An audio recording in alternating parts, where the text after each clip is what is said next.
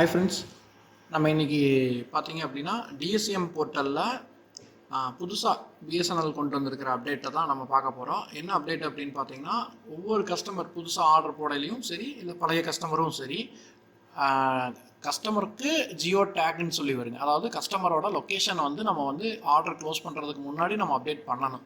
அதுதான் உங்களுக்கு இப்போ புது அப்டேட்டு. நான் இப்போ செக் பண்ணி காட்டுறேன் பாருங்கள். அது வந்து நான் அப்டேட் பண்ண முடியலை, புது ஆர்டர் போட்டிருக்கேன். இப்போ அதை வந்து எப்படி க்ளோஸ் பண்ணுறது அப்படிங்கிறது பார்க்கலாம். இப்போ ஃபஸ்ட்டு பார்த்தீங்க அப்படின்னா, நம்ம கூகுள் க்ரோமில் ஓப்பன் பண்ணிவிட்டுங்க, restore.bsnl.in இந்த வெப்சைட் போய்க்கணும். இந்த வெப்சைட் போயிட்டு கீழே பார்த்தீங்கன்னா ஆக்டிவ்னு இருக்கும். கொடுத்தீங்க அப்படின்னா ஒரு 100 MBக்கு ஒரு ஃபைல் ஒன்று டவுன்லோட் ஆகும். இது வந்து ஏபிகே ஃபைலோ அந்த மாதிரியெல்லாம் எதுவுமே கிடையாது. நீங்கள் தாராளமாக டவுன்லோட் பண்ணலாம். டவுன்லோட் கொடுத்தீங்கன்னா டவுன்லோட் கம்ப்ளீட் ஆயிரும். கம்ப்ளீட் ஆனதுக்கப்புறம் கொஞ்சம் நேரம் அப்படியே வெயிட் பண்ணுங்கள். ஏன்னா அதுக்கப்புறம் பார்த்தீங்கன்னா தான் உங்களுக்கு லோட் ஆகி கீழே பார்த்தீங்கன்னா ஃபோன் நம்பரும் ப்ளஸ் வந்து ப்ராட்பேண்ட் ஐடியும் கேட்கும். அது கேட்குற வரைக்கும் கொஞ்சம் வெயிட் பண்ணுங்கள்.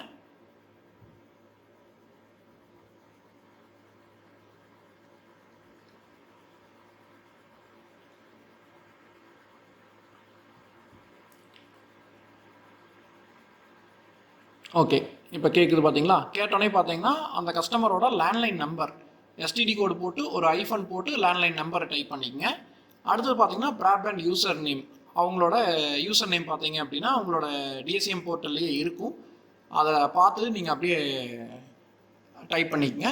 காமனாக பார்த்தீங்கன்னா எல்லாத்துக்குமே அந்த எஸ்டிடி கோடுக்கு முன்னாடி பார்த்தீங்கன்னா அவங்களோட first name and last name first letter வரும். ப்ளஸ் வந்து எஸ்டிடி கோடு 0 இல்லாமல் போட்டுட்டு _SID @fttch.bsnl.in கொடுத்துட்டு சப்மிட் கொடுங்க. சப்மிட் கொடுத்துட்டு கொஞ்சம் வெயிட் பண்ணுங்கள். என்னோட டவர் வந்து கொஞ்சம் கம்மியாக இருக்கிறங்காட்டி கொஞ்சம் ஸ்லோவாக வருது. நீங்கள் ஒய்ஃபைல அந்த மாதிரி கனெக்ட் பண்ணி பண்ணுறப்ப பார்த்தீங்கன்னா உங்களுக்கு ஈஸியாக வரும்.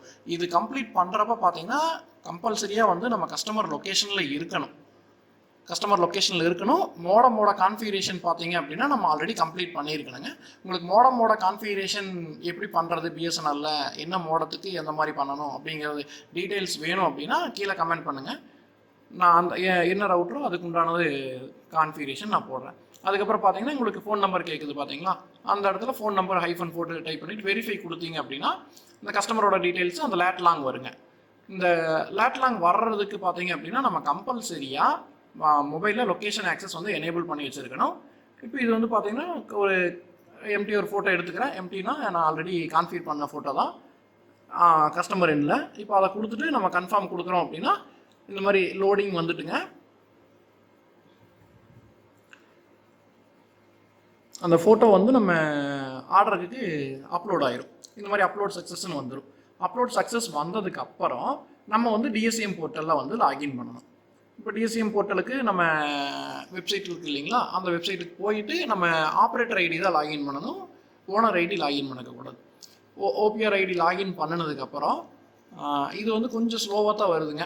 ஏன்னா அப்டேட்லேருந்து பார்த்தீங்க அப்படின்னா ஒயிட் ஸ்க்ரீன் வந்து ரொம்ப அதிகமாக வரக்க ஆரம்பிச்சிருச்சு. வேறு வழியில் பொறுமையாக இருந்து தான் ஆகணும். இப்போ வந்ததுக்கப்புறம் பார்த்தீங்கன்னா ப்ரொவிஷனல் ஆர்டர்ஸ் இருக்குது இல்லைங்களா? அதை கிளிக் பண்ணிக்கங்க. கிளிக் பண்ணிவிட்டு அவங்களோட லேண்ட்லைன் நம்பர் டபுள் டேப் பண்ணிங்க அப்படின்னா நம்ம அங்கே எடுத்த இமேஜஸ் ப்ளஸ் லொக்கேஷன் இது பார்த்தீங்கன்னா உங்களுக்கு அப்டேட் ஆகிருக்கும். அப்டேட் ஆனதுக்கப்புறம் பார்த்தீங்க அப்படின்னா நம்ம கான்ஃபிகரேஷன் எல்லாமே ரவுட்டரில் கம்ப்ளீட் பண்ணியிருப்போம். நம்ம நார்மலாக எப்பவும் போல் ப்ராசஸ் கிளிக் பண்ணிவிட்டு ஏசிஎஸ் சக்ஸஸ் பண்ணியிருப்போம். அந்த ஏசிஎஸ் சக்ஸஸ் TR069 பண்ணுறா இல்லைங்களா? அது பண்ணிவிட்டு அதுக்கப்புறம் பார்த்தீங்கன்னா உங்களுக்கு ஏசிஎஸ் சக்ஸஸ்ன்னு வந்துடும். ஏசிஎஸ் சக்ஸஸ்ன்னு வந்ததுக்கப்புறம் பார்த்தீங்கன்னா இது பண்ணிக்கலாம். நான் இப்போ ஏசிஎஸ் வந்து மேனுவலாக புஷ் பண்ணுறதுக்காக நான் உள்ளே போயிருக்கேன். உங்களுக்கு இதில் வந்து கான்ஃபிகரேஷனுக்கு எந்த டவுட்டாக இருந்தாலும் பார்த்தீங்க அப்படின்னா கீழே வாட்ஸ்அப் லிங்க் இருக்கும். அதில் ஜாயின் பண்ணி கூட கேட்கலாம். இல்லைன்னா நீங்கள் கமெண்ட் லிங்க் கூட கேளுங்க. இந்த மாதிரி சக்ஸஸ் ஆனதுக்கப்புறம் நம்ம எப்பவும் போல் ஆர்டர் க்ளோஸ் பண்ணுறதே தான்.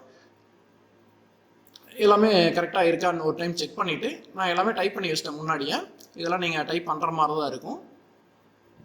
இப்போ சப்மிட் கொடுத்தோன்னே சப்மிட் ஆகலை. ஏன்னா நான் வந்து ஒரே ஒரு காலம் மட்டும் விட்டுட்டேன். என்னென்னா அந்த ஸ்ப்ளிட்டரோட டைப்பை மட்டும் நான் விட்டுட்டேன்.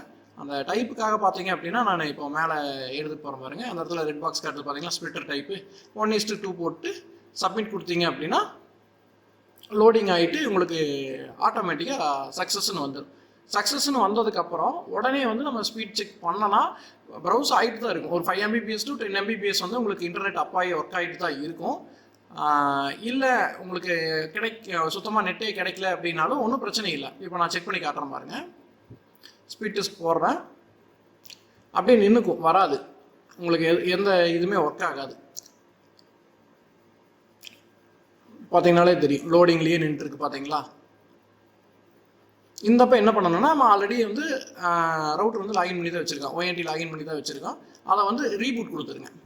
மேனேஜ்மெண்ட்டில் போய்ட்டு டிவைஸ் மேனேஜ்மெண்ட்டில் ரீபூட் கொடுத்துருங்க. இதெல்லாம் ஃபாஸ்ட் ஃபார்வர்ட் பண்ணிவிட்டு நான் ஒரு நிமிஷம் கம்பல்சரியாக வெயிட் பண்ணணும்.